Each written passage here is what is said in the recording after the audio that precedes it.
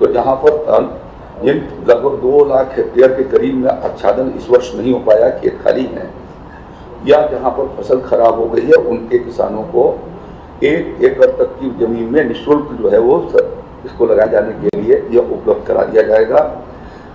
4000 quintal तोरिया के बीज इसके भीतर लगेंगे और 4,57,60,000 रुपए इस पर खर्च आएगी। इस खर्च का पूरा वहन राज्य सरकार के द्वारा किया जाएगा। प्राथमिकता के आधार पर इसको हम जिन जनपदों के भीतर आच्छादन नहीं हो सका है वहां पर, या जहां पर कम वर्षा हुई है, 60% से नीचे है और खेत उनके नुकसान हुए, इनको प्राथमिकता दिया जाएगा। पीएम किसान सम्मान निधि के भीतर जिन किसान भाइयों का पंजीकरण है और आधार कार्ड लगे हुए हैं, ऐसे किसानों को उसके भीतर पहले पाओ के सिद्धांत पर उनका वितरण किया जाएगा।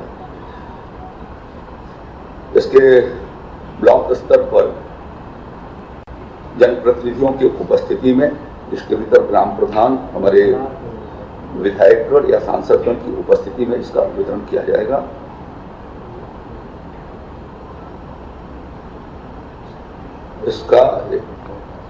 इससे 4 लाख क्विंटल अतिरिक्त जो है वो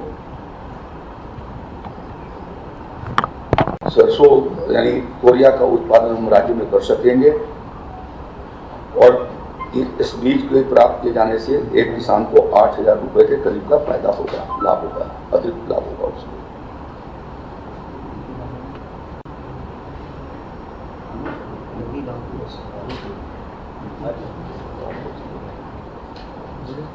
दो मुख्य बिंदु बताएं। 2100 नए ट्यूबवेल लगेंगे पूरे प्रदेश में 840 करोड़ की लागत से, और तोरिया का बीज जो है वो निःशुल्क।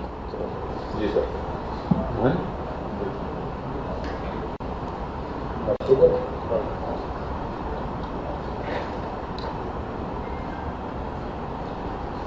सीमांत लघु किसानों की प्राथमिकता होगी इसमें, और महिला भी 30% कवर किए जाएंगे।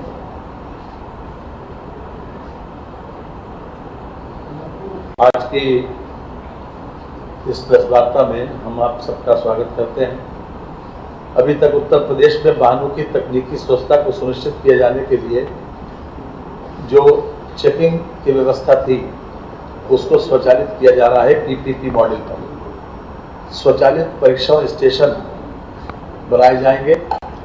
इसमें 500 करोड़ रुपए का इन्वेस्टमेंट आएगा, 75 जिलों में होगा और लगभग 1500 रोजगार सृजित होंगे।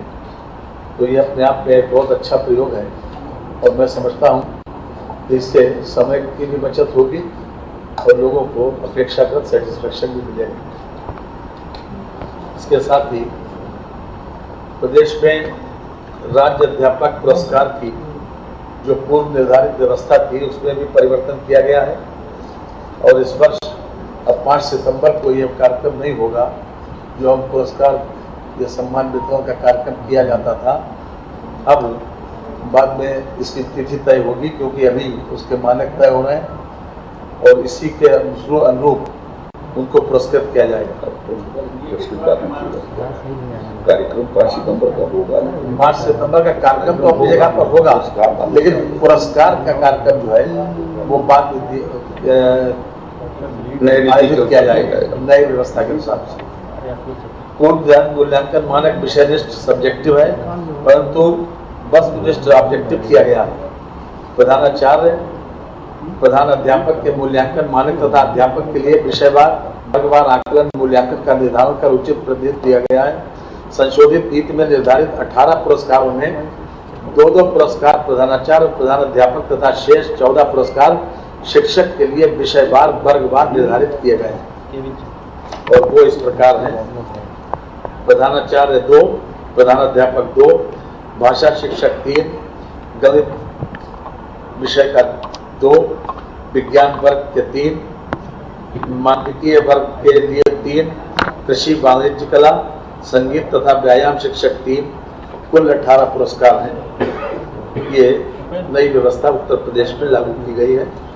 इसमें पहले की व्यवस्था में दिशा निर्देश और मूल्यांकन मानक निर्धारित नहीं थे।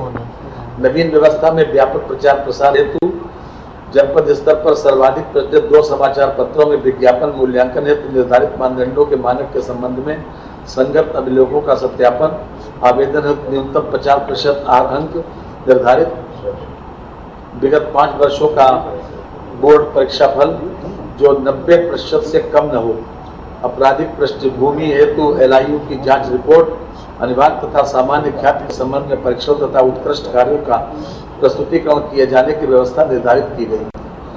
ये एक बहुत अच्छा प्रयोग है, इसमें लोग प्रेरित भी होंगे और वास्तव में जो शिक्षक सही मायने में परिणाम दे सकेंगे, जिनकी ख्याति अच्छी होगी, जिनका ट्रैक रिकॉर्ड अच्छा होगा और जो अच्छे तरीके से शिक्षण कार्य में लगे, उन्हीं लोगों को इस बार पुरस्कृत किया जाएगा।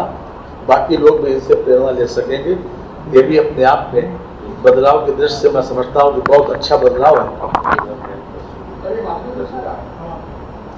जी, माध्यमिक राजकीय मेडिकल कॉलेजों, स्वशासी राज्य चिकित्सा महाविद्यालयों में परास्नातक व सुपर स्पेशलिटी अस्पताल विंग में सपोर्टिंग डिपार्टमेंट तथा चिकित्सा विश्वविद्यालय व सुपर स्पेशलिटी संस्थानों में स्नातक, परास्नातक तथा सुपर स्पेशलिटी पाठ्यक्रमों के दृष्टिगत MCI, NMC मानकों की पूर्ति एवं संबद्ध चिकित्सालयों के सुगम संचालन के लिए न्यूनतम आवश्यक मानव संसाधन के पदों के सृजन हेतु मानदंड निर्धारित किया गया है। आज वर्तमान में इसको कैबिनेट ने मंजूरी दे दी। 10,000 पदों का सृजन होगा इसमें, विशेष रूप से सुपर स्पेशलिटी अस्पताल जी, शैक्षणिक और गैर शैक्षणिक दोनों, और इसमें 921.65 करोड़ रुपए का अतिरिक्त व्यय आएगा। ये भी अपने आप में चिकित्सा व्यवस्था को सुधारने के लिए एक महत्वपूर्ण कदम है। अभी तक जी 921.65 करोड़।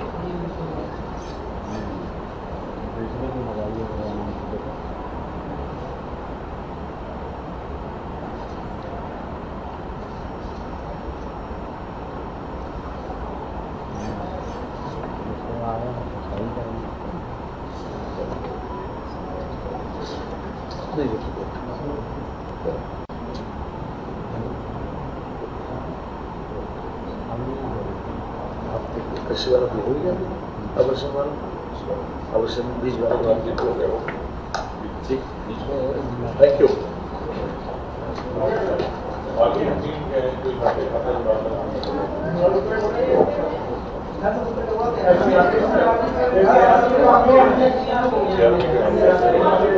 NCRB का आंकड़ा आज पूरे हिंदुस्तान में प्रचारित हो रहा है, पूरे हिंदुस्तान, और उत्तर प्रदेश ने महत्वपूर्ण उपलब्धि है। ये बार बार हमारे मित्र लोग ये कहते थे कि NCRB आज NCRB हम देख लें, और NCRB में उत्तर प्रदेश को विशेष रूप से सराहा गया। इसके लिए है जी विधानसभा अभी नहीं।